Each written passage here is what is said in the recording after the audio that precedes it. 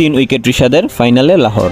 লাহোর কালান্দার্সের ম্যাচে মেহেদী হাসান মিরাজ আজও ছিলেন দর্শকের ভূমিকায়। সাকিবুল হাসানের সঙ্গে রিশাদকে আজ একাদশে রাখে লাহোর। তার উপর আস্থার ভরসা রিশাদ দারুণভাবেই দিয়েছে। দ্বিতীয় কোয়ালিফায়ার সাকিব যখন ব্যাট ও বল হাতে ব্যর্থ, লাহোরকে ফাইনালে তুলতে দারুণভাবেই ভূমিকা রেখেছেন রিশাদ। টসে জিতে ব্যাটিংয়ে নেমে 20 ওভারে 8 উইকেটে 202 রান তোলেন লাহোর। রান তাড়া করতে নেমে শাহিন আফ্রিদি, সালমান মির্জা ও রিশাদের ঘূর্ণিতে বেশি দূর যেতে পারেনি ইসলামাবাদের ব্যাটসম্যানরা।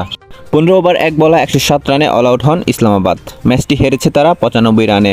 শাহিন আফ্রিদি, সালমান মির্জা ও রিশাদ তিনজনই পেয়েছেন 3টি করে উইকেট। ইসলামাবাদের উইকেটে প্রথম আঘাত আনেন শাহিন আফ্রিদি। ইনিংসের প্রথম ওভারে পাকিস্তানি এই পেসার তুলে নেন মোহাম্মদ শেজাদকে। এরপরের ওভারে সালমান ফেরান সাহিবজাদা ফারহানকে। এরপর দ্রুতই রেসিফন্ডার ডুসেন ও ইমরান ওয়াসিমকে ফিরিয়ে ইসলামাবাদকে কণ্ঠাসা করে দেন সালমান। 3 উইকেট নিয়ে 16 রান দিয়েছেন তিনি।